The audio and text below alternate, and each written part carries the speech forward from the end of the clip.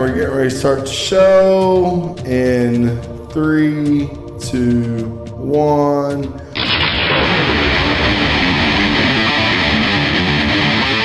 Welcome, everyone. This is Trav. I am the Blazing Defender, and with me is my co-hosts, Big Sam. Big Sam. Big Sam's in the house. Big motherfucking Sam.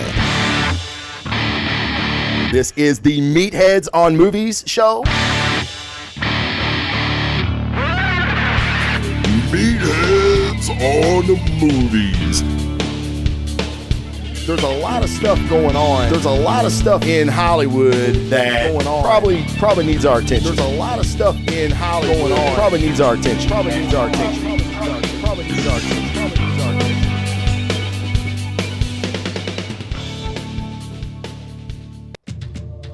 All right, we're getting ready to start the show in 3, 2, 1.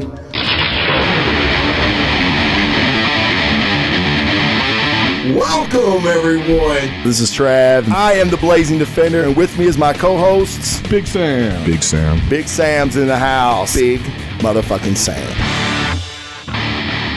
This is the MeatHeads on Movies show. MeatHeads on the movies. There's a lot of stuff going on. There's a lot of stuff in Hollywood that going on. Probably needs our attention. There's a lot of stuff in Hollywood going on. Probably needs our attention. Probably needs our attention. Probably needs our attention. You're damn right. There's a lot of stuff going on in Hollywood that needs our attention. The motherfucking SnyderCut is coming. That's what is getting our full attention today on another episode of MeatHeads on Movies. With me always, my man, Big Sam, the second half of the MeatHeads on Movies crew. And with us today, we have a very, very special guest, comic creator, artist, writer, fan. He's everything. Big Brian Rodman. What's going on, Brian?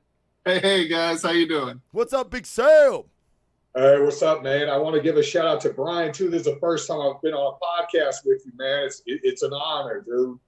Right back at you, buddy. It's good to finally be able to throw down podcast style with you. Yes, sir. Yes, sir. So y'all never been on a show together before with me? No. Well, No, I think we met at cons, but we've never been on a show together. No. Well, shit. Yep, that's right. All right. That's awesome. And what else is awesome is I want to say happy Memorial Day to everybody. We are the land of the free because we're the home of the brave. So I want to give a huge shout out and props to everybody that served or has served and gave all. So thank you very much for that. And I hope everybody's enjoying the weekend. I hope you're watching the show. And I hope if you ain't, then you better ask somebody that you're a Zack Snyder fan, because that's what we're going to be talking about today. The SnyderCut, guys, it's going to be released. It's like, man, where were you when that happened? You know what I mean? So where were you and what went through your mind when you seen it was actually going to happen? I was at work. I'm one of the lucky people that still got to work during all of this stuff. And I say lucky, and I mean it. There's a lot of people that complain because, whether they were essential workers, they had to go into work and things like that. I felt lucky and blessed every day to be able to go in and do my part as best I can to help out during this time and everything. So I was actually at work when the news broke. I think the Blazing Defender was pretty much messaging me at the same time the news was breaking. So everything was kind of blowing up at once. I don't know if he has direct contacts into Warner Brothers or AT&T or what it is, but he broke it to me the second I saw the news coming through. And needless to say, not a whole lot of work got done after that. I started surfing the web, so. Brian, what about you, man? It was a similar situation. I'm in a blessed situation where I can work from home for my day job, and the news came up right after, social media blew up right after Zach announced it from that Man of Steel watch that he did. And dude, at first, like, I didn't know what to think or feel, right? Like, I was just like, oh my goodness, is this for real? Because rumors have been floating around. The three of us had already kind of talked about it a little bit. And man, when I saw it and I saw that it was real and that Zach was the one who announced it, yeah, I'm just like you. Not a lot of work happened that day. I was just running around the house like a little kid. I was like, yes, we get it. So that was, it made my month. It was amazing. Yeah. Oh yeah. It's like, I'll be honest. It's like 2020's been a shitty year. This has been by far the best thing that has happened this year in my book. So I have a little different kind of story. And I think I sent it to you guys. It's from the guys that do texts with superheroes. I'm sure you've seen them. Like, they're funny. But they have a YouTube channel apparently too. Well, they did this article, and man, it was a really good article. And if you read underneath the author, it says satire in parentheses. Yeah. And it was talking about Kathleen Kennedy, who's going to direct, and all this crazy. And I'm like, what? No, we don't even want this fucking thing then. No, you're going to destroy it again. And then I realized it was fucking fake, but I lost my shit. I sent it to Sam. And then as soon as I realized it was fake, I sent it to Sam. I went, damn it, man, it's fake. And then I was kind of like, well, shit. That means I'm not going to see it. You know what I mean? It's like, I didn't want him to fuck it up, but then I'm like, oh man, it's still not real. Okay.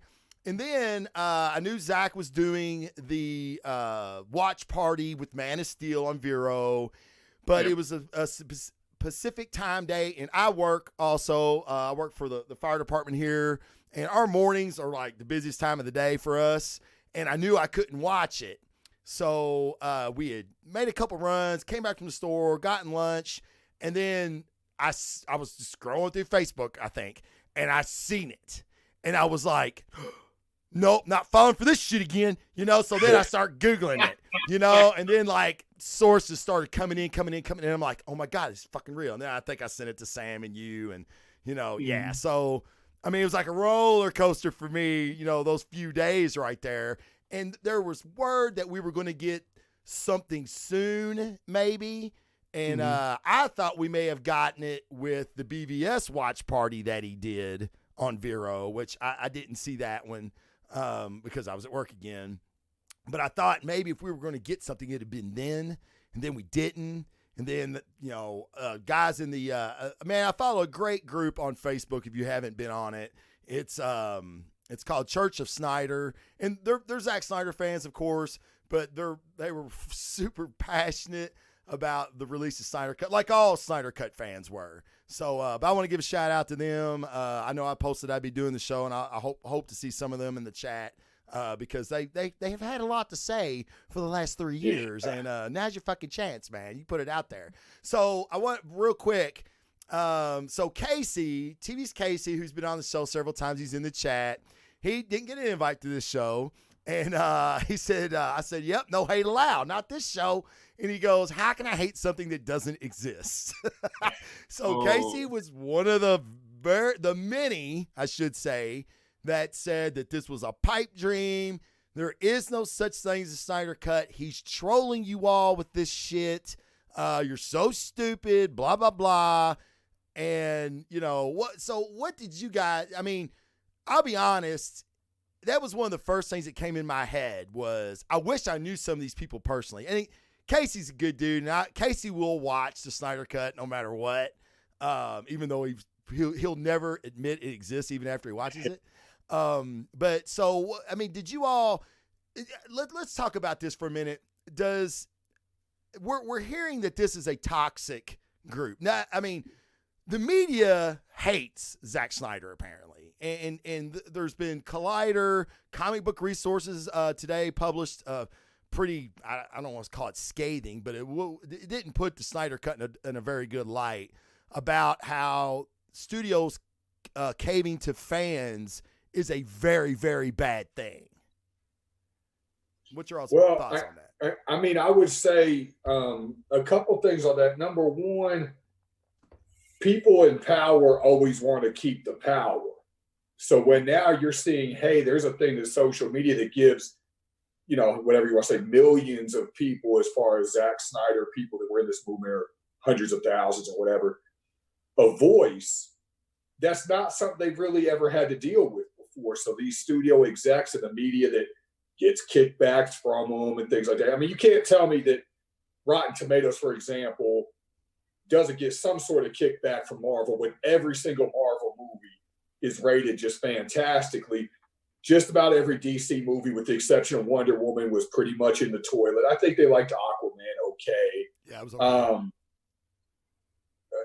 The media, you know, a lot of them are in conjunction in some way, shape, or form with the studio because they have to be able to get the interviews and all that stuff. And we've talked before about how the media now is less concerned with reporting the truth and more concerned with reporting first, having the scoop. And if you derail those connections, you're not going to get that inside access anymore. So they're, of course, going to side with the studio and say, oh, no, the studio should have caved to the people and this, that. But the people have ability now to put pressure on a studio like you've never seen before. Right. I don't see where that's inherently bad. I don't see where this goes against Warner Brothers, because essentially now Warner Brothers, you know, AT&T, all that, is going to make money off the original Justice League like they did, even though it wasn't all that great. And now they're going to turn around and make money off the second version of the Justice League. So I don't see where that's a negative for them, to be honest. But I do think the most important thing about all this, other, you know, I'm hyped we're getting the cut, of course, is the fact that fans caved to studio. And the first time's always the hardest, right? So now I expect to see this a little bit more. And we'll talk about that, I think, as we get going here. If this does well, you know, if a whole lot of people get HBO Max to see the Snyder Cut, stuff like this, I could see the David Ayer cut of Suicide Squad. I could see maybe them saying, hey, you know what? Let's roll with the rest of Zach's vision and so on and so forth. The first one's always the hardest, and now it's happening. Right. So I think that's absolutely the most important part of this, is kind of that changing, that power dynamic shift a little bit. Brian, what's your thoughts? Yeah, I think with anything, there's good and bad to having this.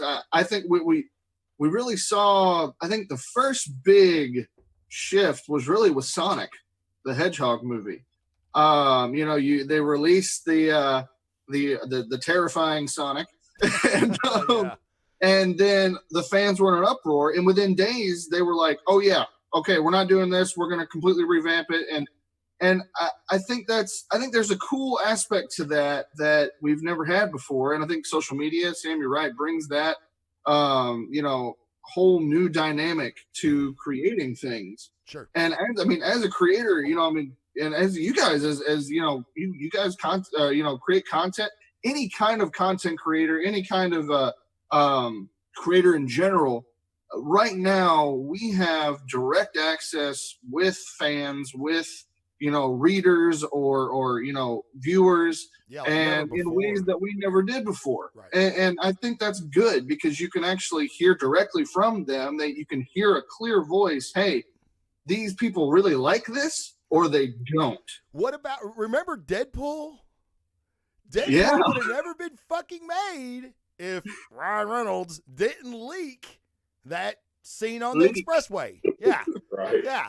I mean, and it gained such viral following. Feverish fans were like, give us this fucking movie. And that's, you know, as a business, you're like, I think we could sell something to these guys over here in these red jumpsuits. You know what I mean? Yeah.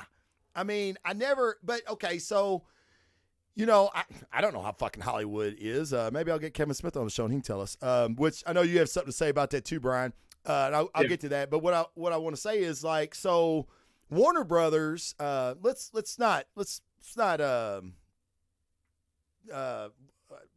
just speak candidly. I don't know if Zach walked away. Okay. Maybe he did walk away, but there's a lot of people that feel like he was fired because the Warner Brothers didn't like the direction that it was going in. So now, you know, a lot of people are saying now Warner Brothers got fucking egg on their face. They got egg on their face because you fired this guy because you didn't like his vision. You took him off a movie that he had damn near 3.5 hours filmed of already, and you put somebody else on it because you wanted to go in a different direction. So, and now you're going to spend another 30 to finish this guy's vision. Y'all look like fucking idiots from a business standpoint. Now, I disagree. I'm just saying, you know, the Collider article and the Comic Book Resources article are kind of alluding to the fact that Warner Brothers now has egg on their face. I disagree. Again, they're catering to a market to sell them a product. And they know if the SnyderCut wasn't so feverish and the fans weren't so rabid, this wouldn't have happened. And they know they can sell this to us. Well, go ahead. I mean, here's what I'll say on that. To me, I don't think if you make a mistake and you come back and say, hey, you know what, I messed up. Let me try to get it right this time. I really don't think that's egg on your face. You know what I mean? If I came up and said, hey, man, my bad, I screwed this up, you know, in whatever form or fashion. Let me make sure I don't make this mistake again. Let me make it right. No one's upset with that. And secondly, Justice League still turned a profit. You know, if you said maybe it turned $200 million profit instead of, you know, $1 billion like they were hoping or something. I'm sorry, $200 million, $200 million. Okay. It was $222 million to make. It grossed 686, almost 700 million. Yeah. So not a flop by any means. Now, did it come short? Did it short projections? Yes, but they still made money, like you're saying. Yeah, so it made between 400 and 500 million. I'm sorry, that's still good money. Still fucking good money. And now you're going to turn around and make money again on this other cut. So what's 30 million in reshoots? That's not even 10% of what they turned profit was on the first one, much less the second one coming out. So I don't think saying, hey, we made a mistake, come back, redo something, number one, is egg on your face. I mean, I think that takes a big person to do that, first of all. But secondly, if you came out and made a good movie in the first place, this wouldn't even be an issue. Where you made a mistake was you turned out a shitty movie. You know, if you made a good movie, we'd all have been like, hey, you know what? They were right, man. This movie was great. But you made a crappy movie. So that's the part where I would say was the mistake, not coming back and saying, my fault, let's make it right this time. Jason in the chat made a good point. He was, and we kind of know this about Warner Brothers, right? Executives were just looking at their pocketbooks. They were just looking at their profit margins. And Warner Brothers has kind of been known to do that. They don't seem to care about the product as much as Disney and the Marvel movies do. I mean, that's just my estimation. Maybe you guys have a different take on it than that, but it's like, oh, it can make money? Okay, let's do it. And that's the sole reason they're doing this. They're not doing it for any other reason. I thought it was funny that the CEO of Warner Brothers was saying about like how he had to change his phone number 3 different times because people in the movement, the SnyderCut movement, were getting his fucking phone number and blowing him up. So, I mean, dude, the more the shit comes out about this, it's just fucking fantastic. I mean, and people that are mad about it, I guess you can be mad about fucking anything if you want. And I really do believe, like, if you think about it, Warner Brothers was under different management when Justice League was released. And their management completely changed in the last few years. So okay, I wasn't aware of that. Yeah, I mean the I don't remember. I don't know if it was the CEO. It was the guy who was calling the shots. Okay. Of the DCEU stepped down like a year or two ago. I think it might have been last year. And so with him leaving, a lot of other changes happened as far as who made the call of to do what. And so I think through that whole process, the people who came in to replace him and the others realized, hey, like you said, we can make some more money and we can actually see if there's something to this. If we release it and it blows up, there's a possibility to go somewhere with this. Exactly. Yeah. More money to be made, right? Yeah. And absolutely. I wonder how much the AT&T acquisition played into that. AT&T now being the parent company could have very well said, look, man, there's all this buzz over this thing you already made. we're buying up a DC company with Warner Brothers that DC Comics is not turning much of a profit, you know, and things like that.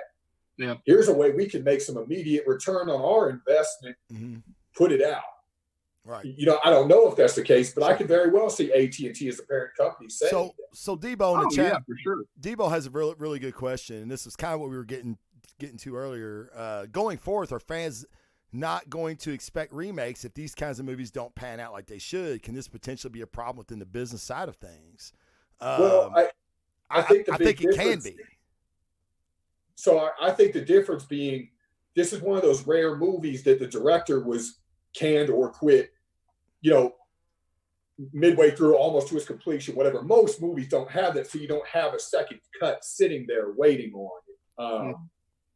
You know, if Zack Snyder had put this out and it just wasn't very good, we wouldn't be clamoring for the new Zack Snyder unedited version. Right.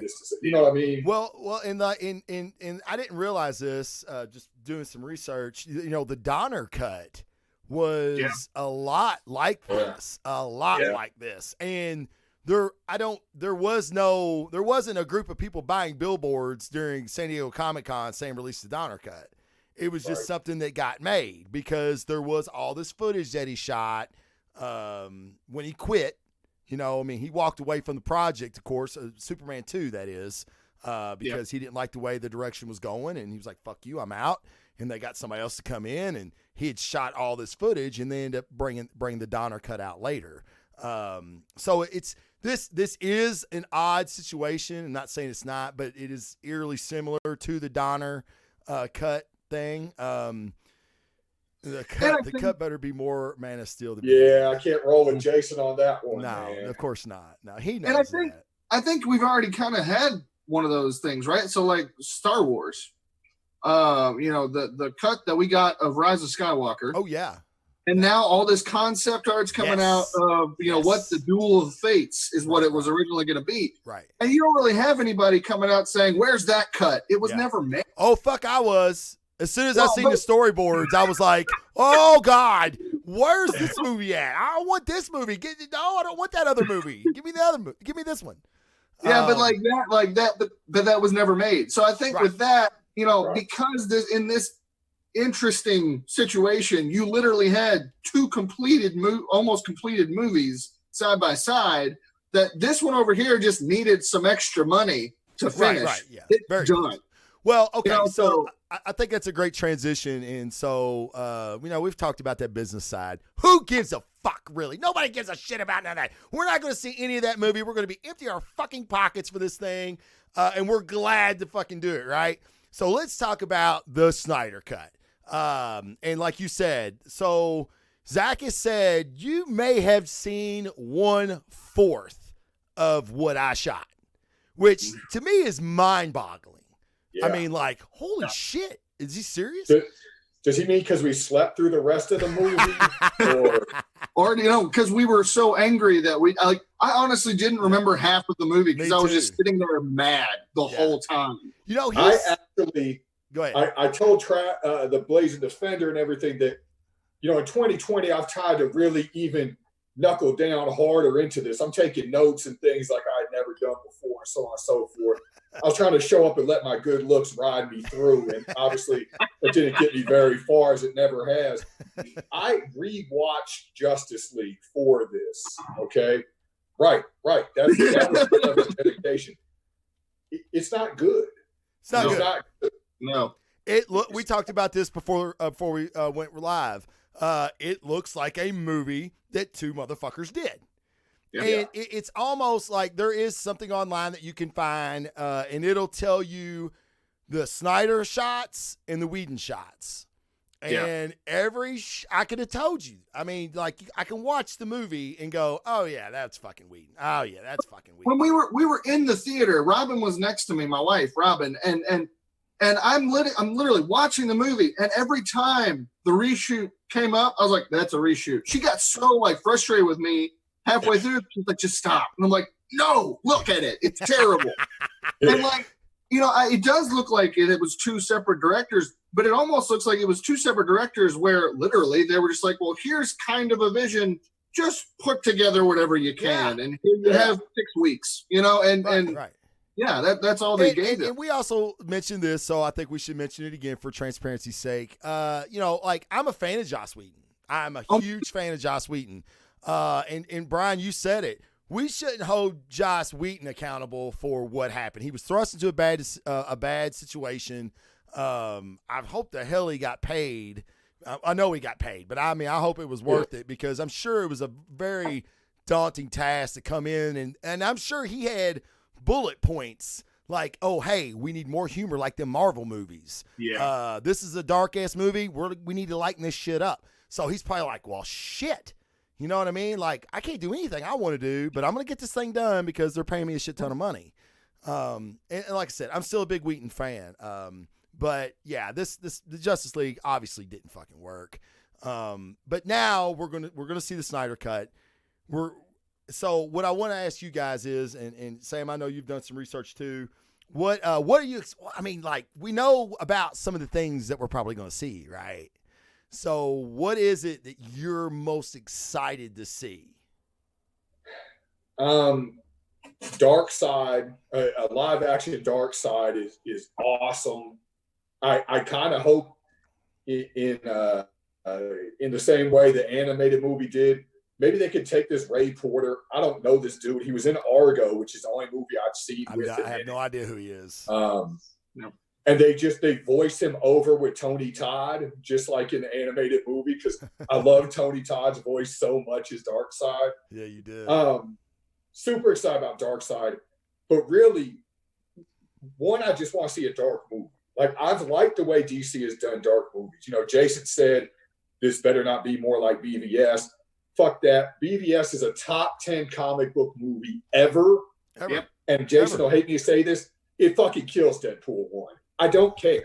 The only credit I give Deadpool 1 over BVS is it was a big rated R movie that showed us we could do rated R comic book movies. So thank you for that. But BVS is 1,000 times smarter and more intricate of a movie than listening to Deadpool talk shit and grab his crotch and fart on people. Okay, so besides that, I'm just excited to see a dark movie. Do your vision. Quit trying to copy Marvel. I'm excited for that. And I'm really hoping I get more kick-ass, dark, mean, one-on-one fighting type scenes like Batman against the Russians in the warehouse. Like, right. Oh, yeah. The whole nightmare stuff. I'm just so excited for it. Yeah, and we get to see more Batman. Like, I think we're going to get to see the real Snyder Batman in this movie. And Sam, like when we reviewed the theatrical cut, that was one of our biggest beefs about Justice League, was how the portrayal of Batman. And I was like, he was going to commit fucking suicide. I get it. You got to get the parademons away so they can take the shield down. But really? Our Batman's smarter than that. You know what I mean? So I heard the third act is incredibly different than these root things coming through.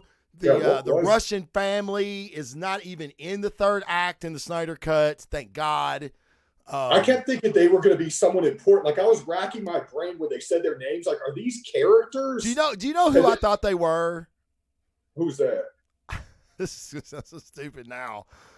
I thought they might have been the Wonder Twins. Huh. I was like, I know there's somebody. These two fucking kids, they're somebody. No, they're nobody. Thank you, Joss Whedon, for fucking getting me excited. And they even came out and said that whole that whole scene with the climax of the theatrical cut, that was in the original vision. There were a couple scenes there, but they were two completely different things. Right. The climax wasn't that at all.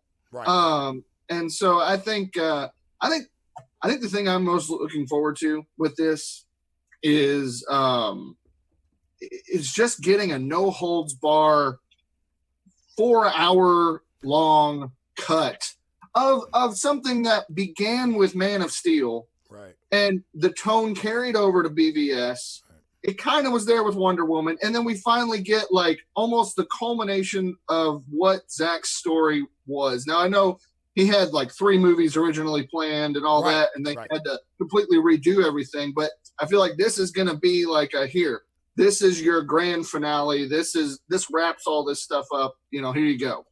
Yeah. Yeah. And I mean, like I'm a huge, even though, and God, I hate saying this. Sam and I have talked about it. And Sam being a martial arts instructor, I mean, he's you won't get a better opinion than his on shit like this.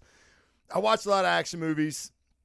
That nightmare scene in BVS, I love it. I love it. I love it. I love it. I love the tone. I love the look. I've got the hot toy fucking Nightmare Batman behind me. I love it. It is one of the worst fight scenes I've ever fucking seen. It's not good. How can the warehouse scene be so epic and that nightmare fight scene be so bad? Like, you literally see soldiers stopping, like when they could have shot him, and then they wait for Batman to hit him. It's really, really, the timing is so fucking bad. It's awful. You know what I've tried to think about, and this is just me trying to rationalize this in some way. You know when you actually have a nightmare where you're fighting someone and, like, you can't punch them, like you hit them, but it's real weak or something, and Right. you know you can't get away and all stuff. Like, if it's a nightmare that's in Batman's head, like, I'm wondering if it's something like that where he's a step slow and stuff like that. Yeah, That'd be completely rational. I just don't see how. That's reach, man. Yeah, I don't know, man. I think they just probably missed the mark on. They missed the mark on it. I just don't see how you do that. I know. I don't either. Well, there were a couple moments in, like, The Dark Knight where exactly. But he cheated because everything's like this close and it's moving really fast, so you can't really see the stunt work. But when you do, you know what I mean? It's like, okay. And I totally agree with you, Brian. First of all, and me and Travis talk about this all the time. I'm a huge Nolan trilogy fan, all the way through. I would say if they nailed the martial arts, it'd probably be my top 3 movies, 1, 2, 3 in order. But they didn't. He telegraphs his elbows like, you know. It's that slow too. But I agree with you. It was bad. But a lot of movies, and that's one of my issues with a lot of action movies today, they have people that aren't very good, so they jerk the camera all around. Yeah. The first time I remember it was Gladiator, and people love Gladiator. I walked out of the theater on Gladiator because I watched Russell Crowe fight, was it a tiger or something? And I couldn't see shit because he got put in the Gladiator, arena, and I thought he fights a tiger or some shit. I don't remember, but he fights something. Okay. And they jerk the camera all around, and I can't see him. I'm like, this is because Russell Crowe can't fucking fight. This sucks. And I bounced. And I know people love Gladiator. I hate Gladiator. I tried to watch it again.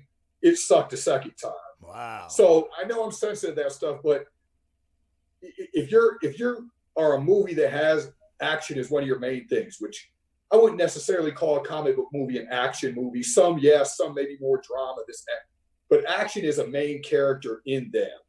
Mm-hmm. If you don't have good enough stunt people, choreography, whatever it happens to be, to show hand-to-hand combat and not jerk this camera all around or put it real close so you can't see shit, or make it dark so whenever they're doing something, you can't see the dude's face that's doing it, then don't fucking make the movie. Right. What do you think? And this is a little off topic, but just real quick, what do you think about the John Wick movies, Sam? I think each one has got a little bit worse, although I like all 3 of them. Yeah. One was, great. 2 was really, really good. 3 was a little less good. I think Brian means the fighting, the action sequences. That's what I mean, mostly the stunt work. Yeah. And I kind of feel the same way. I kind of really like in the first one. The second one, they tried to top themselves a little too much, and it started to get a tiny bit silly. The third one, a little bit more. They were all really good. The third one, though, the fight choreography with the 2 dogs is incredible. It's one of the coolest scenes I've ever seen in any movie.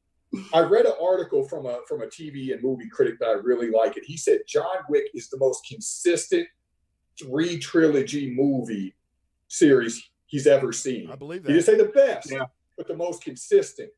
And I'm not sure I can argue that. Rocky, you have Rocky 5, Godfather. I agree. I totally agree. Star Wars. I mean, I agree. Come on, we're not. No, they're not consistent. I mean, I agree. I totally agree with that.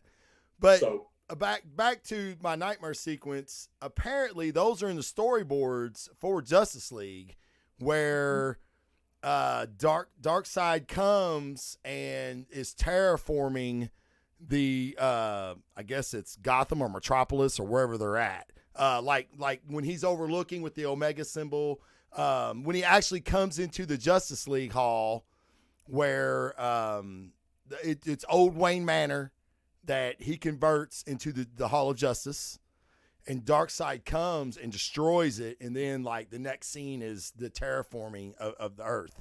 And one of the other scenes about Darkseid is you're going to see him as a young Darkseid. I think his name's before he was Darkseid. He was before he became a new guy. Yeah. Oh, I didn't know this. Oh yeah. He fights Ares. Ooh. Yeah. So that's. I just got a lot more excited just now. Oh yeah, yeah. So I mean, like, you know, apparently, like when Steppenwolf loses, Darkseid comes down at the end of Justice League, right? And that's what's going to lead into the second movie.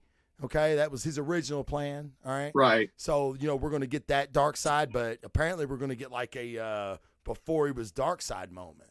So that's cool. going to be fucking. So that's my question, because I know that originally he was supposed to have 3 movies, and then he presented that to Warner Brothers, and they said no. Right. And then so none of that was actually shot. Right. And then he redid it to just be one Justice League movie. Right.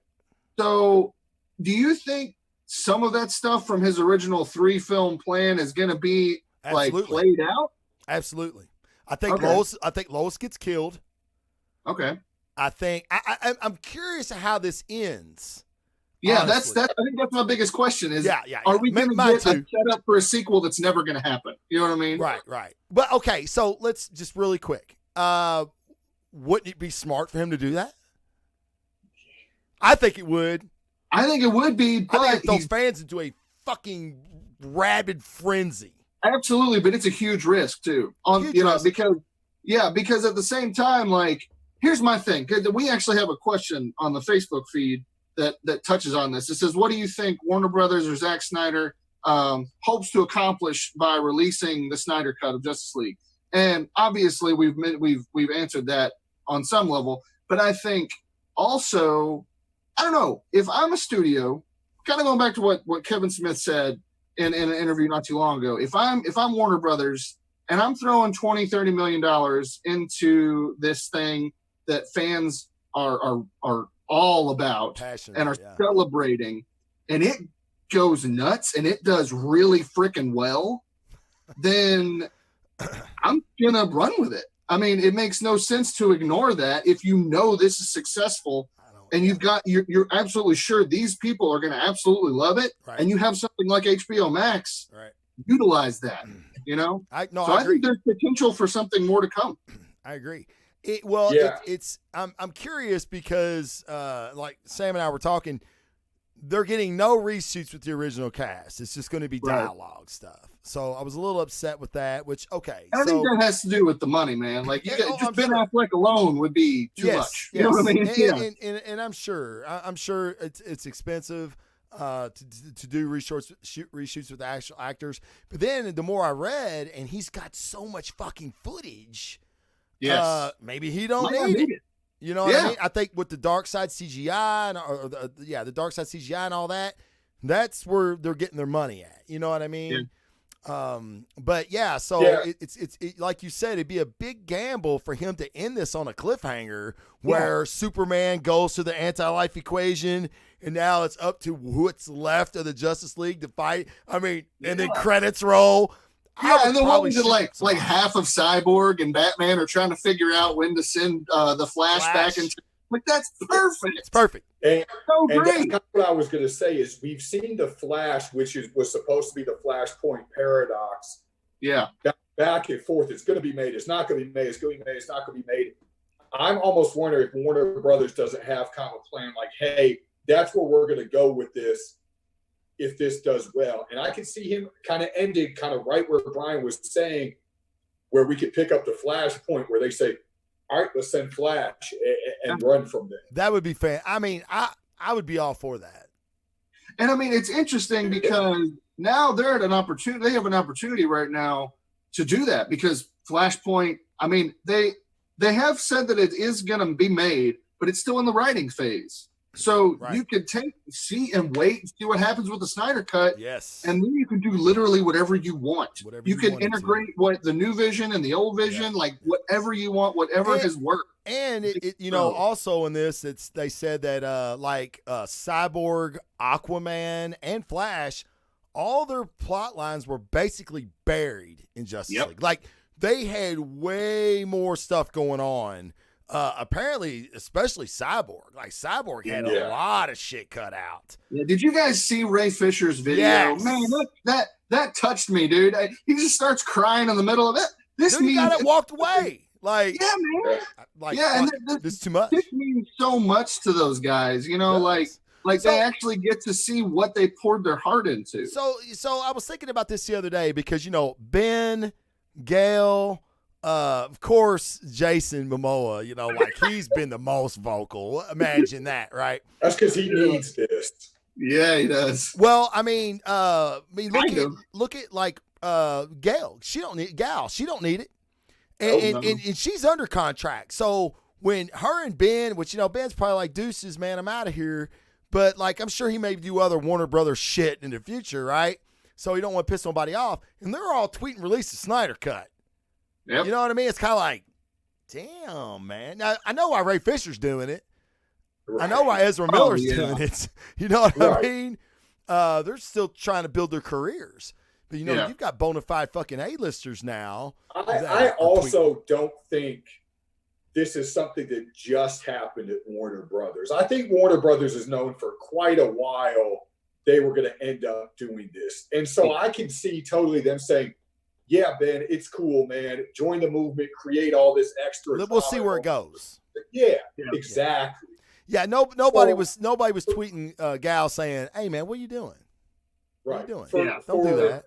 For Warner Brothers, this is essentially like when you're playing football and you're on offense and the defense has an offside and your play's going and you kind of get a free play. If it sucks, hey, bring it back. They were offsides. If it doesn't, decline the penalty. That's kind of what Warner Brothers has here. Right. Put it out, give it your best shot. If it's fantastic, go with it. If it's not, you're not going to lose money. Yeah, it's win-win for them. You know what I mean? And I think that's what Brian was talking about. I think before we recorded, it was like the Kevin Smith thing was like, I mean, they're a business and they don't lose. There's no way they lose in this. And that's why I think this has been a little bit more part of Warner Brothers' plan than anything. I wouldn't be surprised if the last 6 months or so they were saying, let's build as much drama for this as possible.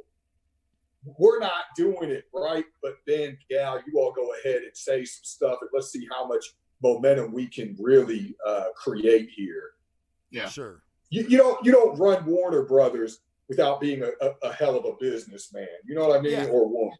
Absolutely. And again, they're all about the dollar. Maybe more so than some other studios. You know what I mean? I think time and time they've showed us that they really don't care about the quality of the products, but how much money can it generate, Yeah. And let's be honest. I mean, fuck it, I'll say it. Wonder Woman was a good DC movie. Okay? It was a good DC movie.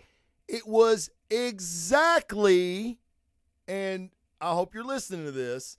It was exactly like Captain America: First Avenger. It was the same fucking story, people. It was literally where the guy gets into a fucking plane to keep the toxic chemicals from hitting the Allies. I mean, are you fucking kidding me? I mean, it was the same movie. But whatever. I enjoyed it. I was a huge detractor of hers. I thought, dude, what is she, 100 pounds? She can't play the Amazon, and I was wrong. And I was glad I was wrong because I thoroughly enjoyed, I still enjoy her. I thought she was one of the best parts of the theatrical version of Justice League. Yeah, I will say this, the reshoots between the scenes between her and Bruce. Yeah. Those were the highlights of that movie for me. Because I'm like in the midst I have that actually in my notes when I was talking about Wheaton earlier.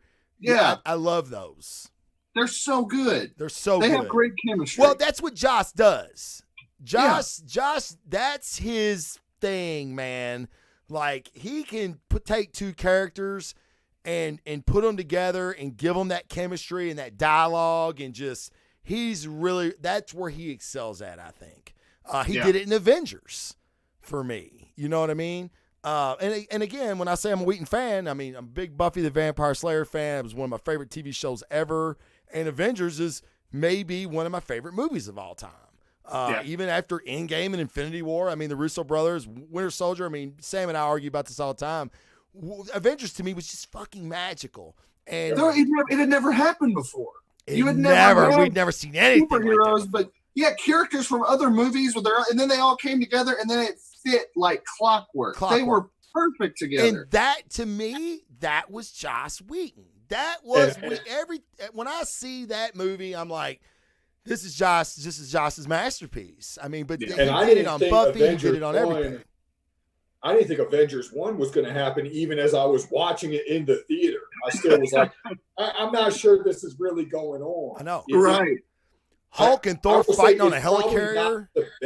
It's probably not the best Marvel movie from a cinematic standpoint, but it's absolutely my favorite Marvel movie because it was so damn magical. I saw it in the theater 5 times. It was magical. But so we're taking it for Joss a little bit, and that's cool. I'm a Joss fan. Zack Snyder, if there was ever a comic book fucking fan that made movies, it's this dude.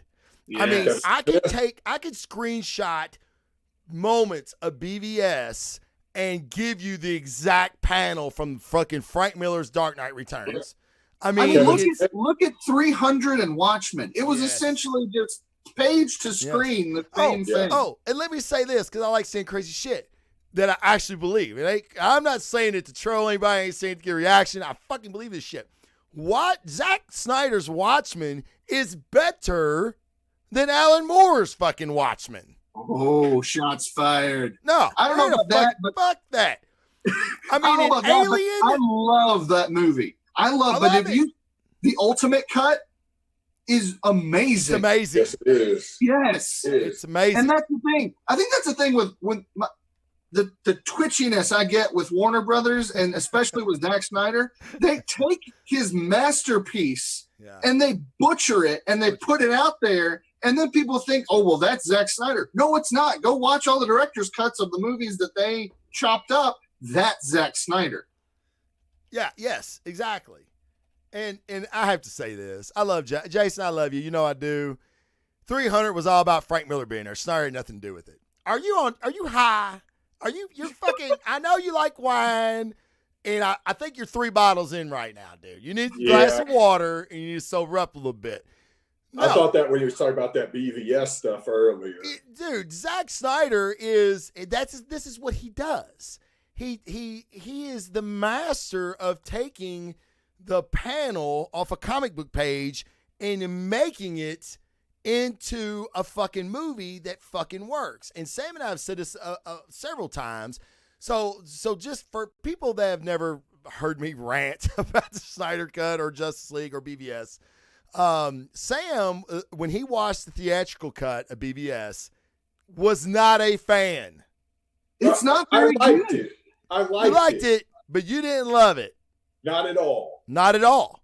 Not at all. Okay, so what did you rank? What did you give the original theatrical cut?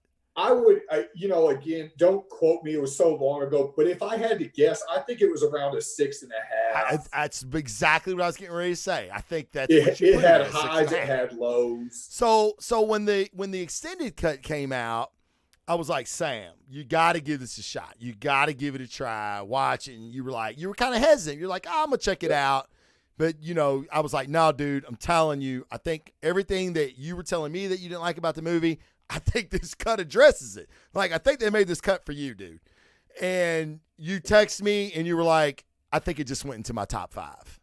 Yeah. I said 2 things. I said, I think it went into my top 5. And I said, it's a completely different movie. Completely different movie. Yeah. I think if any of this between BVS, the Watchmen stuff, this Justice League has proven is the importance of having a good editor.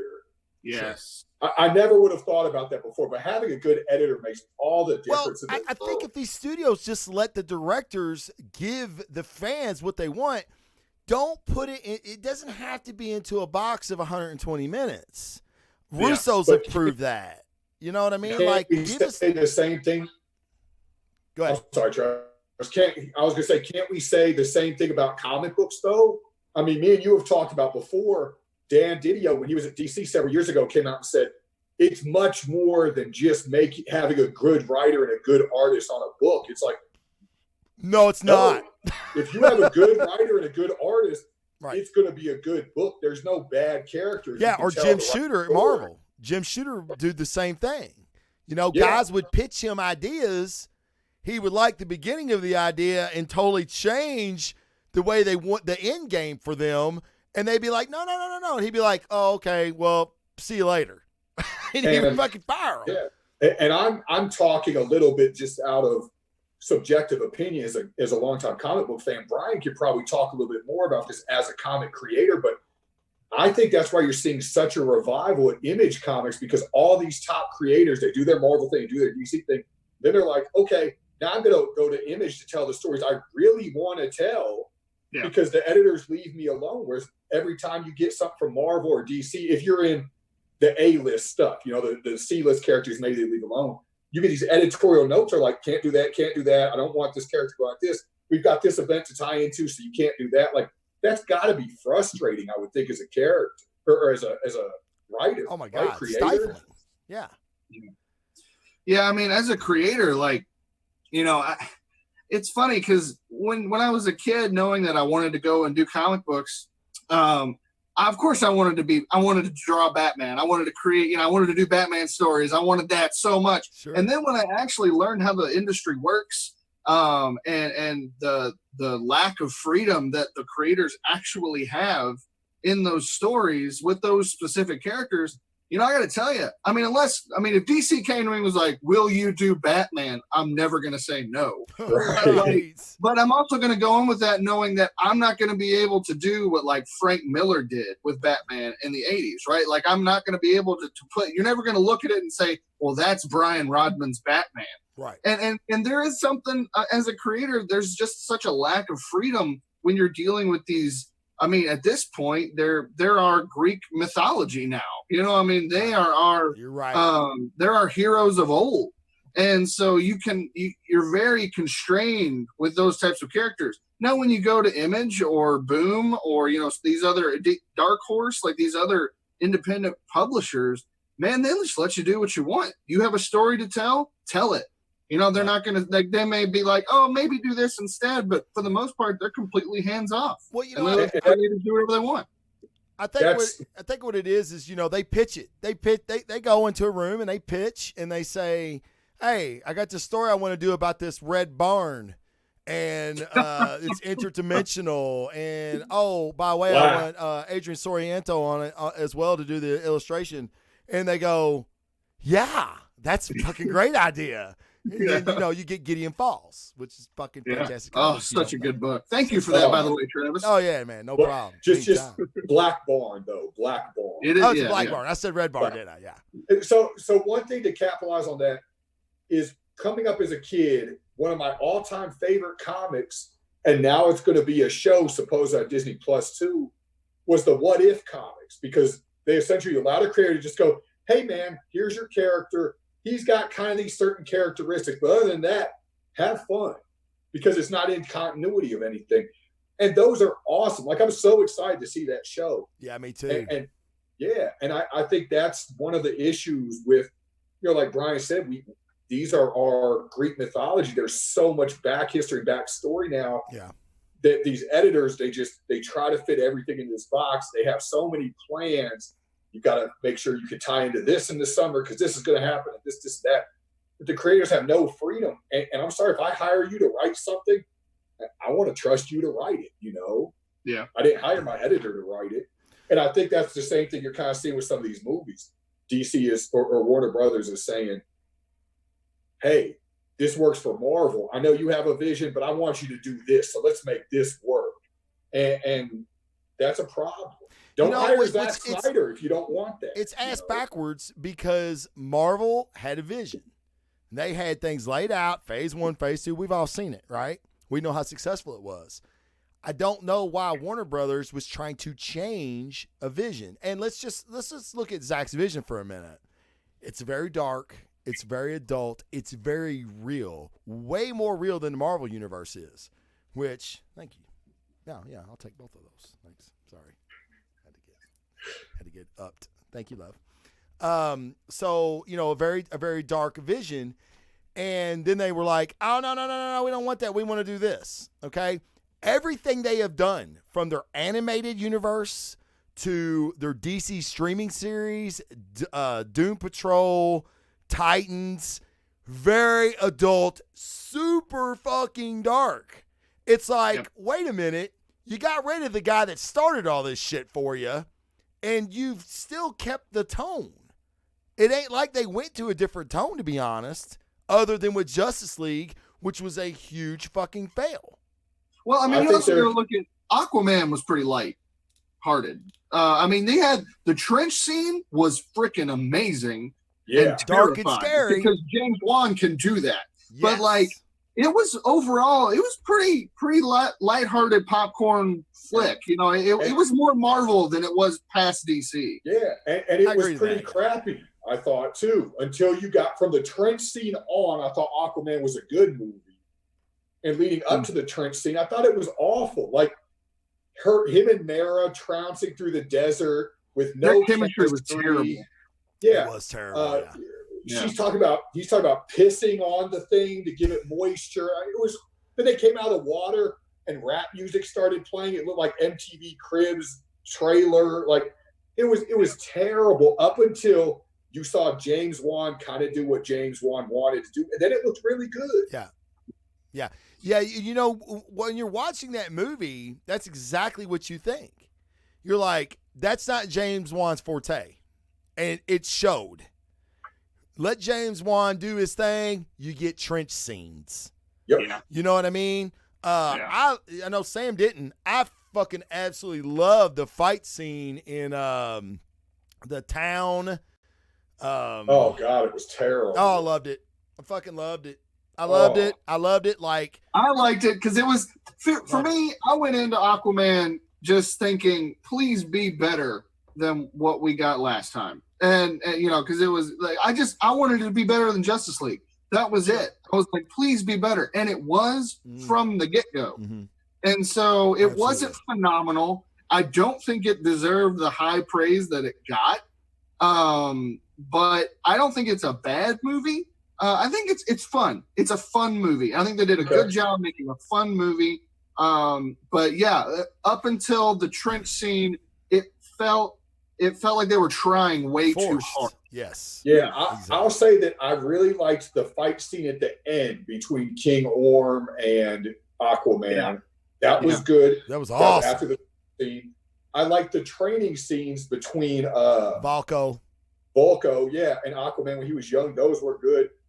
The town fight scene in Italy, I thought was awful. None of it made any sense. And when he's like, this guy is the general of blah, blah, blah. And then this guy, I wonder which one I fit this cone into.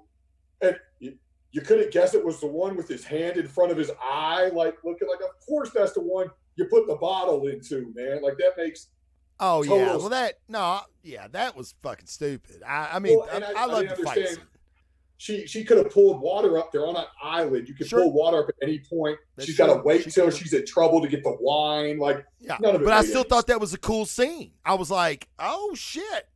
Cool From scene. a cinematic perspective, yes. The continuous shot type deal, that was a lot of fun. When they're running the rooftops and shit. Yeah, that was fun. She's being chased. Yeah, I thought it looked great. Maybe not very smart, but some of James Wan's movies ain't been real smart, guys. Let's be honest. But they've looked fantastic. Yeah. And he's really good. He's got a great... Aquaman's not winning any Oscars. You know what I mean? No. Right. That's true. That's really not. So you were talking about Volko earlier.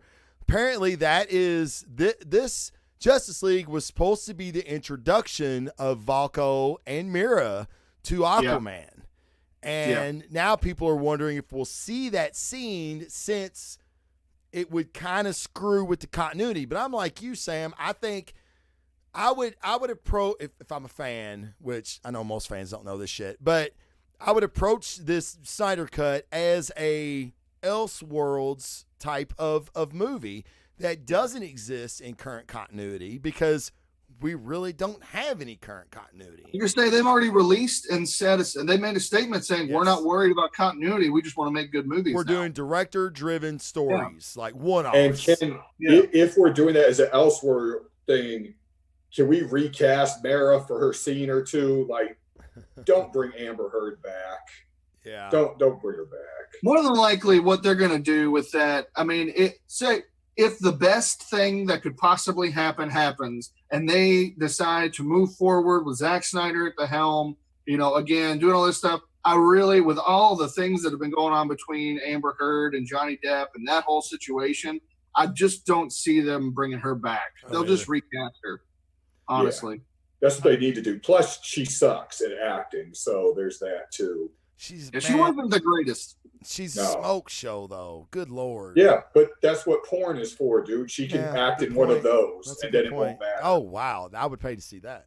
I mean, in that regard, like, if to me, like, I want to see an actress. I want to see Mara that we see her in the comics, where she is freaking cool, dude. Like, she's awesome. She can jump in there and deliver the best monologue that'll change your life. You know what I mean? Like, she's got that Braveheart, kind of mentality. We didn't see that at all in Aquaman. No, we really didn't. She was very one-dimensional. She really was. She was eye candy, and I hate that they did that to that character. Yes. Yeah, she should be an Aquaman, a Brazzers film. Like, that would be perfect for her. Yes, I love it. I'm all for that. Let's talk about that for a minute, because not only is, to me, Zach a fucking phenomenal storyteller, and he tells a story with, like, you can see the comic influence. It just oozes out of his scenes. Look at his casting. His casting has been fucking phenomenal. On par with Marvel, I would say, in that regard. Other than, this is the one I can't really get behind. Don't say Luthor. Huh? Don't say Luthor. Okay, I won't. I'll say someone else. Because I don't want Big Sam mad at me. Okay, I won't say that one. And I want to, since you brought that up, I'm going to put a pin in my original thought really quick, because I want to address this because it was in the chat. Someone said, oh, more Luthor scenes? ? Yes. You are going to see more Luthor scenes in the Justice League cut, apparently. And it's not going to be a post-credit scene where Deathstroke breaks him out of prison. It's going to be in the movie. Yeah. So, very excited to see Joe Manganiello again as Deathstroke. Real quick tidbit about that. Yes. The thing that I know that version of Luthor wasn't received well by a lot of people. I personally dug it. I thought it was a cool change-up. I would have much rather had Bryan Cranston in a traditional Lex Luthor role, but we didn't get that, and I was fine with what we got. And I thought, for what the version of Luthor that they gave us in BVS, I thought they did a great job. And I love the twist, because they I'm a huge Dracula fan, right? Yeah. So, like, I read that book every Halloween. I love it. It's awesome. Yeah. They kind of turned Lex Luthor into Darkseid's Renfield. So, like, at the end of Batman vs. Superman, you kind of get that vibe where he's crazy now, just like kind of Renfield was with Dracula. I'm like, oh, that's awesome. So I want to see that more in Justice League. I don't know if we'll get it. But. I don't know if we'll get it. We're going to get more Luthor, so maybe we will get some more. Sam and I had I think it was you and I both agreed on this. We had a theory about Luthor and BVS. We didn't think he was actually Luthor. Right. Yeah. We feel like he was kind of the son of Lex Luthor. You know what I'm saying? Like, there was another Lex Luthor around, and he was a junior trying to be daddy's equal.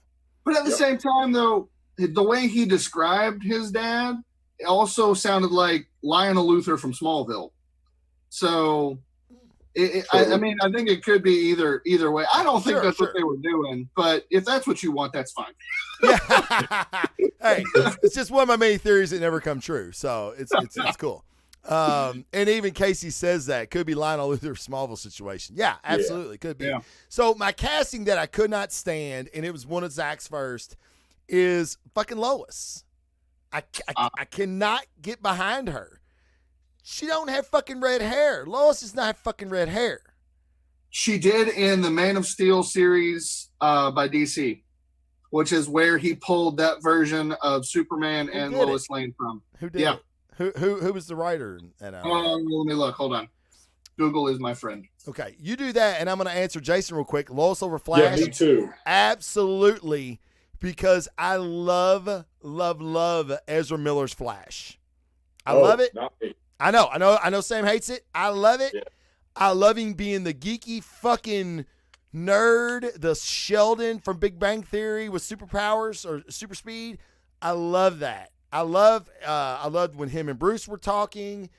I love that. I like Ezra Miller's Flash. I wish I would have liked them to bring in the Flash from the CW. See, Gus Gustafson or Gustafson. Yeah, whatever it is. Grant. Grant Gustafson. I just, that dude to me is don't get me wrong, I don't dislike that Flash at all. But to me, Barry Allen, comic book Barry Allen was more Ezra Miller. Like, and he's not the crime scene scientist yet, mind you. Okay, so he's got character to develop. And he's awkward. He's kind of socially awkward, obviously, when he tells Bruce, I have no friends. You know, like I'm in. You know, I have trouble making friends. But he's obviously highly intelligent. And the Barry Allen from the comic books, the beginning Barry Allen, wasn't that he was kind of the reluctant hero type. And then he developed into one of the Trinity. You know what I mean? He well, not one of the Trinity, but one of the founding members of the Justice League. So I think there was story to be told there. Debo says he loves the Flash too. So that makes everybody but me and Debo wrong. So thank you for that, Debo. Yeah, I didn't like the suit. I wasn't a fan of the suit. I wasn't a fan of that. I do like the CW's Flash suit better than the current one is much better than the original one. Yes, correct. That's true. So Brian, what'd you find in your Google search? So I was wrong. She did not have red hair in that series. Yeah. That was just the series that Zack Snyder pulled from the most. It was written and penciled by John Byrne. Yeah, John Byrne. I was about to say, I know that. I knew you were wrong, but I just didn't want to call you out on the show because you're a guest and it's not very polite. No, but that was the series Zack Snyder pointed to the most when he made the movie. Yeah. And it's actually like Sam and I've talked about this. Superman is one of the fucking hardest characters to write because you have to make him relatable, and he's basically a fucking god, right? So it's really hard to do. But some guys have done it really well. John Byrne, other than Jim Lee's Superman, like art-wise, John Byrne's Superman is my favorite. Yeah. Like, I've got two where he fights a villain called Bloodshot. Have you seen this? It's not Bloodshot from Valiant, but it's another Bloodshot. And he can he's kind of like the Marvel character that can change his arm into guns. And there's a cover and he's like blasting Superman that they're bouncing off. And it's one of my favorite covers of all time. Like John Byrne's a fucking man. He's awesome. He's awesome. So when you were talking about that, I knew that Zach had pulled from his run, and I was like, did Lois have red hair? I don't remember that. I messed with your head during that. My bad. Yeah, you did. You were fucking with him. I was like, shit, Travis man, is like questioning life. I know you got senile when you got old, but I didn't know you went fucking colorblind. I guess I'm getting but yeah, no, I mean, I love Amy Adams. I think she's a fantastic actress. I was actually watching Man of Steel the other night. Now I'm going to be watching Man of Steel and BVS fucking just.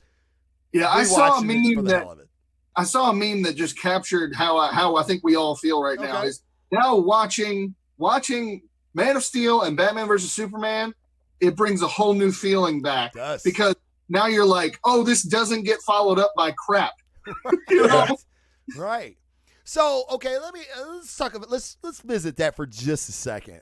What are we going to do if we get some type, and I don't think we will, mind you, but let's just be realistic for a second because anything can happen, right? What are we going to do if we get some convoluted crap? First of all, I really don't think that's going to happen. It's not going to happen because I think we got the worst of the worst. I think already. we got convoluted crap already. Yeah. Right. I mean, you know what? Hey, man, if it sucks, it sucks. And we can just be like, all right, fine. But the other ones are still really good. You know, and it's one of those things, like you said, I think it's a great point. It's like, hey, man, it sucked. We were wrong. It was awful. Now we can move on, though. You know what I mean? Yeah. And I feel like it's weird. I've not defended any movie. I think you both know this. I have not defended any movie more vehemently than I have BVS. Neither have I. And I mean, it's like when people tell me they don't like it, I get angry. And I try to tell myself, I'm like, dude, everybody's entitled to fucking opinion. Stop being an asshole. But I feel like it's such a smart movie, and this actually will go back to a question that someone said in the chat. I think it was probably Jason, because he's my BVS hater in the chat right now. Why did he need an extra 30 minutes of editing to tell a good story? He did, because it's a super smart story. And I liked it from the beginning because I assumed a lot of things. And Sam and I have always said this. Yeah. You can assume some things, but you can't base your premise on an assumption. You have to show us. You have to lead us there. You have to show us. We can't just assume that Luther knew this, he did that, he did. And if anything in the BVS cut, the extended edition, it showed Luther's machinations. Is that how you would agree to that, Sam?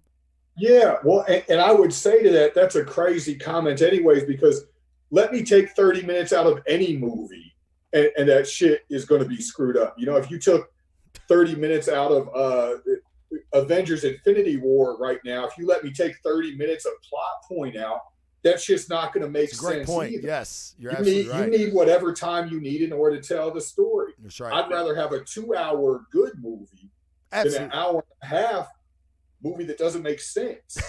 So I have to say, this is funny. He's like, Man of Steel's a steak dinner. BVS feels like going to Golden Corral. That's funny. I don't agree, but it's still fucking funny. And I love Man of Steel as well. I mean, really I do too. Movie. Okay, so I have to tell you this because so it's weird. Me and my wife, we knew each other for 10 years. We dated off and on before we actually got married. It's kind of an odd story. I wore her down, basically. I'm making a long story. I can make a very short story very long, and that's what I'm about to do. So one of the first movies we ever went and seen was Brandon Routh's Superman Returns. Okay? Oh. I do believe she fell asleep. Like, she fell asleep, and I really wish I had have.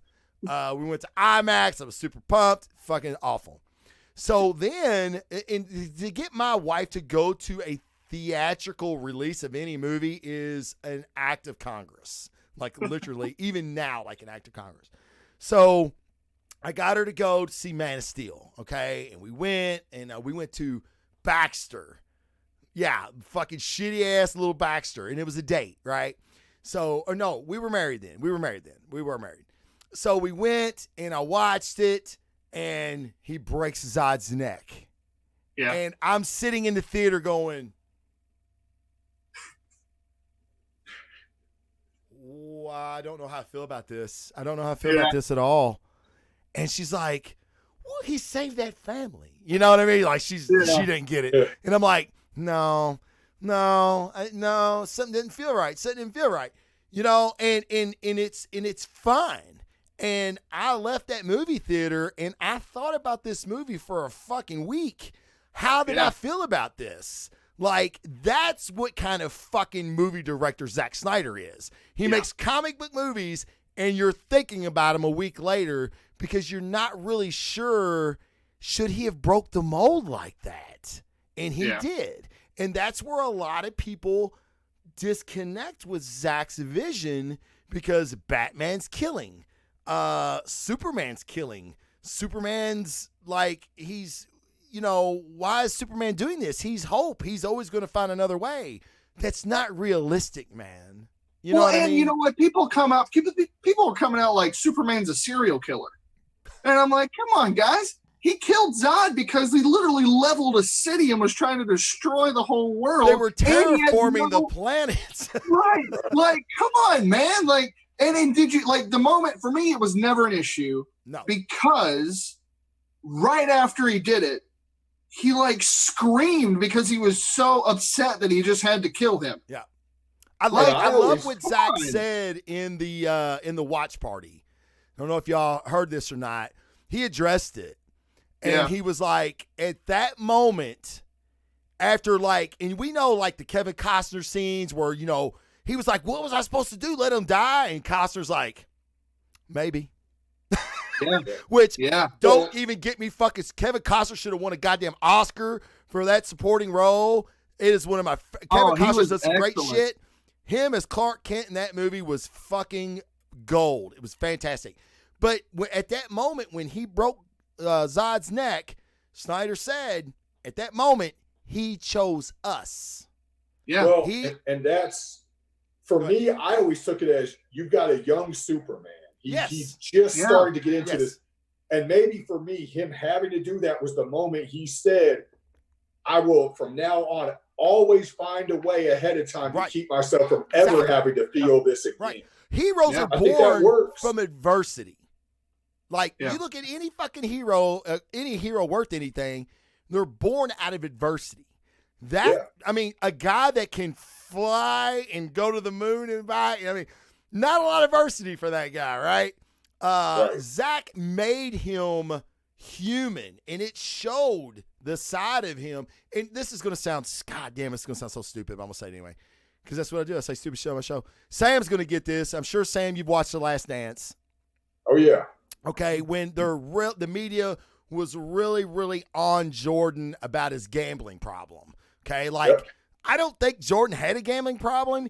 Yeah, he was betting $10,000 on a fucking hole of golf, but he's a multi-millionaire, so he can do that. It'd be like me and you betting $1 and pitching quarters or whatever. And it almost broke him down so bad, he almost walked away from the sport. Because he did. He did walk away. Well, he did walk away. Yes, he did walk away.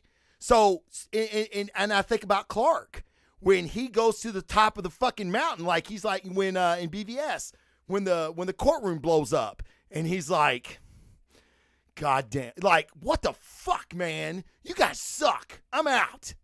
And then he talks to his dad, and it just. Powerful moments like that, man. Well, and people want to talk about Superman being, he destroyed Superman. To me, Zack Snyder made Superman. Well, and a lot of times, go ahead, Sam. I'm sorry. No, you go ahead, man. Go ahead. Well, I was just gonna, real quick. Obviously, it doesn't take an expert analyst to see that Snyder is really just, the analogy between Superman and Jesus, right? And like, how many times in the Bible do we see Jesus go away from like all these crowds, all these things happening? He's doing miracles, he's doing all these things, and he has to get away, and he has to be with his father for a while, right? So like, there were in that moment, Travis, in that moment when the courtroom blows up, and the next thing you see is he retreats to what Snyder has said that is his fortress of solitude. Yes.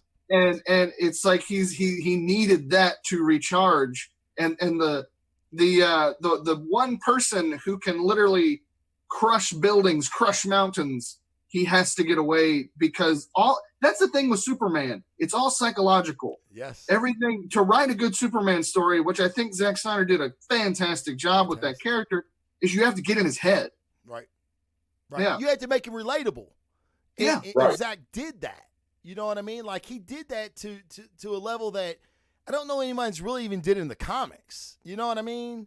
Yeah. Right. And for me, where that goes into was, and we talked about this a lot when we talked about BVS, because, me and you have defended this movie to no end.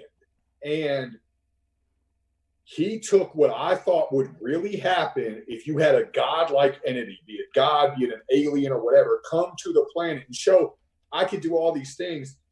To me, that's probably the very realistic way that we would treat him. Some of us would absolutely love him. Some of us would worship him. And then a lot of people would just immediately view him as a threat, talk shit, want to load up, get their guns and all that other stuff. And you know, well, Brian be a great one. Be like, Brian be a great one to talk about this. Brian, I mean, just, you know, I know you're a very Christian person. Could you imagine a man flying around saving people and people looking at him like the second coming of Jesus Christ? I mean, it would change and Kevin Costner even says that, or Clark says that to him. You are going to change everything when they just. You don't have to do one thing. When they find out what you can do, you're going to change the idea of everything. Really, and that's really how quickly, people before Brian answers that, because I want to ask this in conjunction with it of him. Mm-hmm. What do you think would happen right now if someone came down, like Travis said, could fly around this and that, and said, "I'm Jesus and I've come back because the world's such a mess"? How would we as people react to that? Oh my goodness! I think I can answer both questions in the same way. I think what we got in Batman versus Superman with how people reacted to Superman is exactly what would happen. And that's why, for me as a Christian, it resonates on so many on all the levels with that, because I'm like, yes, you know, this is exactly how people would react. You would have people that would worship him. You would have people who would question him, and then you would have people that think he's an absolute threat and he's not the real deal and he's only here to destroy. Right. So like, I thought that was so smart. Yeah. You know, I thought that was the perfect angle to pull on especially introducing Bruce, right? Because he questions everything. He doesn't believe in God. Right. He believes in what he can see and touch and smell. The world only makes sense if you force it to. Exactly. And so to introduce Batman in this way as a person who views this guy as a threat, maybe not right now, but like he said in BVS, how many good guys have turned bad? Right. In the last 20 years. Yeah. And if he turns bad, we could all end. Over. Yeah. Yeah. So I think that's exactly, how everybody would react. And then you get the evolution of Bruce too, right? Like he's got this tunnel visioned idea of Superman, and then at a moment it changes for him. Yeah. He realizes he has become the bad guy that Alfred said he would be. He realizes he has become the guys that he has fought. And he says it at the end when they're burying him and burying Clark. I failed him in life. I won't fail him in death. Like, well, I know what I've done wrong. Smart. I thought it was so smart when he said, essentially, what you and Brian were alluding to, where he says, how many people in the last 20 years who have been good, have now gone bad, essentially, however he worded it. Yeah. And it took him the moment to realize he was actually the one that has done that. Yeah. And that's what I'm saying. Yeah. BVS is such an incredibly smart movie if you sit back and allow it to be, instead of saying, oh, what is this? Luthor's crazy and I don't understand this and that. And Batman's holding guns. So yeah. And let me tell you something. Oh, go ahead. No, you go ahead, man. Go ahead. Well, the Martha scene, right? Because let's go ahead and talk about it. Yeah, let's get it. Let's get it. Yeah, we're circling around it. I'll just get there. Let's get it. So the Martha scene, I don't understand. Maybe it wasn't executed in the best way. You can argue that. I've heard good arguments that say that. I don't agree with them, but I've heard good arguments. But for me, when that moment happened in the movie, first of all, I was like, finally, somebody actually addressed the fact that both of their moms are named Martha. And then secondly, it did so much to Bruce in that moment that literally nothing else. The one purpose of him in his life was now brought back to him so he could see this person is more human than I am right now. Exactly. The alien. Yeah. Yep. And so it like, I was sitting in the theater when that happened, and I got chills. I did too. Because I still realized do. what was happening in the guy's head. I was like, oh my gosh, this is brilliant. And then that's Me the and one thing Travis- everybody picked on. Me and Travis both talked about we've read comics for X amount of years, 20 plus years, 20 40 plus plus years, years, whatever. And neither of us even put together the fact they were both named Martha. We were like, oh shit. Like, yeah. Yeah. So- Like, oh my God, they are both named Martha. Like, I mean, Yeah. it just like you said, Brian, the one thing, I mean, we all know how driven Bruce is. That dude don't come off the track. No. I mean, that's just not what he does. The one thing that could get him to come off the track was to hit him where his heart is. It was his mom, his dad. It's the reason he does what he does. Holy shit, this guy that I have demonized for the last year and a half, he has a mother. And in his dying moment, he's telling me to save his fucking mom, and her name's Martha. And I think too, it was that moment of Martha where he goes, damn, would my mom be proud of what I've become right now? Yeah. Yeah. And that stopped him from killing him, you know? Yeah, so it works on so many different levels. That's why I So just many don't get levels. how people don't like it, man. I know. It's just all don't I get heard it. about. The memes, I mean, you all seen them too. The memes, and, you know, I'm in the comic I'll shop and say, people are. some of those memes are pretty funny, though. Yeah, that's true. Oh, I That's still true. laugh. Yeah, they're so true. funny. Yeah, boo you, Casey. Casey's saying boo. Boo you, Casey. Casey, of all your years of reading comic books, you never fucking knew, you never put it together that both their moms was named Martha either. Don't lie. You're lying if you say you did. You're fucking lying. So don't you lie, because it's on the internet and it'll be there forever.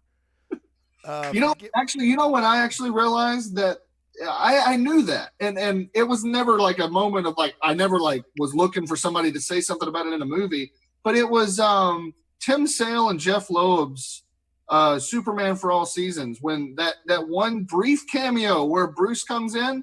I Yes. think it's that book. I want to say I think you're that right. where they address it a little bit, and I was like, oh, that's cool. And then I never thought about it again until that moment. I never thought about it again until I was talking to somebody and they said, yeah, and they didn't realize it either, and they had forgotten it as well, and then they reminded me of that run, and I was like, oh shit, yeah, I remember that, but I mean, it was so long ago, I really don't remember. I love Jeff Loeb's Superman, by the way. I mean, Oh yeah, he's great. Public Enemies with Superman and Batman is one of my, it probably is my favorite Jeff Loeb book, just because of the dichotomy that he has with Superman and Batman. I mean, like, you know, he's the dark, Superman's the light, and they think that about each other. They would never like tell each other, but their thoughts, you know what I mean? I really liked that book. I thought it was really, really, really good. Raise the point, Travis. What am I raising the point to? Casey's saying all Superman had to say was he's going to kill my mom. Nah, doesn't work. Doesn't work like Martha does. Sorry, Case. Not for me. Anyway. Well, and also you could think, he's trying to potentially, this argument, I don't know if it works. I don't know how well this is, but you could even say that he's still trying to protect his identity as well, because he doesn't know that Bruce knows who he is. Well, that, and he never says, well, I guess he does say Martha, but then Amy Adams is the one that comes in at the end. Because it's like his mom. mother. His Yeah. mom's named Martha. Yeah. You know, like, Yeah. hold on. Because he's like, who's Martha? You know what I mean? Why'd you say that name? Love it. So, all that aside, I mean, if you don't like BVS, you don't fucking like it. I get it. If you don't like Man of Steel, I get it. You don't like it. You like what you like, don't like what you don't like. It's fine. Everybody has their opinion. If you don't like BVS, you're just wrong. And I'm not going to agree with you because that'd make us both wrong. It's cool. But no, really. It's pissing on the Martha scenes like shooting dead fish in a barrel. I guess it is low-hanging fruit, I guess. I don't know. But, I mean, so all that aside, we could argue this shit all day. I'm so excited. I think we're finally going to get to see Zack's Batman in this final cut. Like, I don't know. I really hope that him running the car and taking the parademons all on to give them time, I hope that is not our Batman. Well, here's the Batman that I think we're gonna get. Okay. And it's because of the heavy Christian, Overtones that the movies have. Thank you. Yeah, overtones that's in BVS especially. You kind of look at Bruce as if Clark is Jesus, Bruce is the Apostle Paul. Okay. So and I say that because if you look at Paul in the New Testament, Paul was one of the Jewish officials who were killing Christians. He was a bad guy, right? So he was against the Christian movement and was killing them. And then Jesus appears to him, and then he completely does a 180 and becomes one of the leaders of potentially the biggest leader of the early church. And so I think that's the role that you're seeing with Bruce taking on the leadership of Justice League. So I think you're going to get that kind of, dark leader, right. Bruce, who is more in the spotlight, in the leadership role than we've seen him in like the animated series of Justice League. Yes. Because I think that's Zach's vision of Batman. That's right. Where he's going. Well, and he kind of does that at the end of BVS, right? Where, Bruce says, like, hey, I messed up. I won't do him wrong again. You know what I mean? Yeah. And then when they do get that chance to resurrect him, which apparently is going to be, I was reading this today too, a much bigger scene and with a lot more Amy Adams. Amy Adams has a lot bigger role in that scene, apparently, where she brings Clark back. And I agree. I always thought that was really cheesy, rushed, forced, whatever you want to call it. When Bruce says bring out the big guns and Amy comes out and it's basically like he sees her and he's done. You know what I mean? Like, fuck, he was about to crush Bruce. I mean, which I will say this, the part where he brings him in close and says, do you bleed? That was awesome. Like, I took a brief break from being mad, and I was like, okay, that's cool. I thought that whole scene was good. Oh, I did too. It was. It really was. When he turns his head and sees the Flash, it's like, oh no. Yeah, I thought that whole scene was good. It was the one standout scene for me in that movie. Other than I really agreed with you guys when you said the Batman, Bruce Wayne, Wonder Woman dynamic was great because it really was. Sure. Those are probably my two positive takeaways from that movie. Yeah. I mean, I'm such a fan of Ben Affleck as Batman. I think you all know this, and I know Sam is too. I know you are too, Brian. Yeah, man, he's awesome. Yeah, I mean, I think he's fantastic, and I love Zach's take on him, and I love the character development. You know what I mean? And he didn't really kill a whole lot of people in Justice League. You know what I mean? So again, he's changed his methods. If he kills a parademon, who gives a shit? I actually kind of want to see him like snap a parademon's neck. That would be awesome.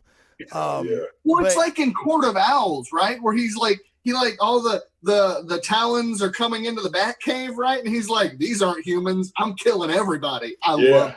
It was awesome. Yes. Thrasher suit. Yes. I'm like, do something like this, please. That would be awesome. Sam, I do have to say, I feel like we're still going to have the Bat Oakleys, man. And I know you hate that. God, I hate those things.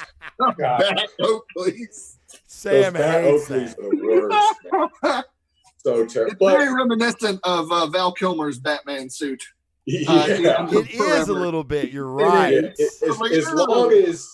As long as they're not on for a whole long period of time, I'll deal with it. But if he just puts them on just to drive the Batmobile or just to fly the Batwing or something, cool, I'll deal with it. But other than that, take that shit off, man. It looks tough. I hope in this one when he puts them on, I wear my sunglasses. I just want just a brief cut. That's just just the briefest of cuts. Probably, hey man, you never know. I don't know what we're gonna get.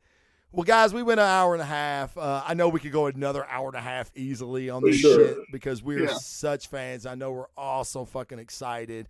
I want to thank the chat for being in. Thank you guys so much.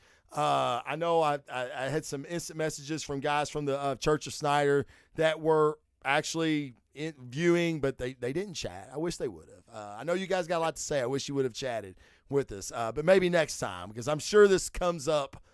This comes up a lot for me for whatever reason. I'm a fan, man. I'm a Zach fan. I'm a fan of his vision. Hope I get to see more of it. But Sam, tell everybody where they can find you at on the internet.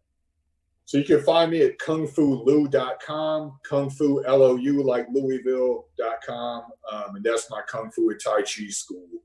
You can also find me on Facebook, Anmun Guan Kung Fu, and Instagram under the same name. Or you can just look me up, Sam Wittershine. Either way. Very cool. Brian. You can go to brianrodman.com. And you can also find me on Facebook and Instagram. I'm the writer and illustrator of the horror fantasy comic book series Memoirs of an Angel. Also, and this is the first time I'm saying this on a podcast, the writer and illustrator of the upcoming comic book series, The Nebulizer. Yes, The Nebulizer. We'll be back. I'm so excited for that. Yeah, congratulations, man. That's awesome. It looks awesome. Like the design is very cool. Thank you. Yeah. Thank you. Thank you very much. Yeah, and Debo, of course, has already put the links in the chat. So please check those out, guys. Debo's so fast, man. I know he does it so fast. I don't know how he does that shit. He's a fucking mutant. But Brian, he's being a little modest on Memoirs of an Angel. It's if you like the Man of Steel stuff and the BVS, like the religious undertones or overtones, I should say, Brian's comic has a lot of that. And it's just going to sound awful, but again, I say awful shit. Brian's comic has actually taught me a lot about the Bible because like he has like a glossary or an index in the back and like where like names and places of religious importance, he puts that in the back and he gives you a little brief description and then you can Google it and find out more. So it's actually really, really, really cool. I love that about the book, by the way. Well, thank you. I'm glad that's helped you out a little bit. Yeah. You know, in the grand scheme of things, at the end, I don't know how much it'll help me, but I do appreciate it. So I'd be like, yeah, I know who that is, man. You're going. I always like to say that the series is Lord of the Rings meets The Exorcist. So that's a great comparison. Nice. Lord of the Rings meets The Exorcist. I like that. Yeah, that's definitely good. Hoping Sam can get back to teaching soon. Travis can stop crossing state lines to work out. Don't tell Governor Bashir. He's going to call people on me and make me quarantine. But I am the Blazing Defender, guys. I do a comic book podcast where I review comic books for the week. I did not have a book comics have not been coming out, but we did have new comics last week. Hoping to get a show out to you Monday on the new books. They're very, very few, but there is a new book, a new #1. It's called Ground Zero that I'm very excited about. It's a zombie book, and it's from different perspectives from around the world. And it's really, really, really cool. I love it when BDR. What about that Deadly Class 44? Oh my God. Deadly Class is it's one of my favorite titles of all time. Deadly Class 44 was great. We actually see the death of a character that's been around since the fucking beginning. And I could not believe it when he died. Yep. Yeah, that's a fantastic book. The Unkillable stuff has been really, really good. It's another a DC zombie story that's been really good by Tom Taylor. Don't get attached to anybody because nobody is safe in his books. If you were a fan of the Injustice series that he did for DC, you know exactly what I'm talking about. But for more of that, go to the Blazing Defender on Facebook, Twitter, Instagram. If you follow the Facebook page and the Instagram page, I get a lot of when my new shows are coming out. Sorry for the late notice on this show. I kind of forgot. I'll be honest. Kind of forgot. Holiday weekend, all that. I worked yesterday. It was kind of a mess. But so I want to thank all the chat.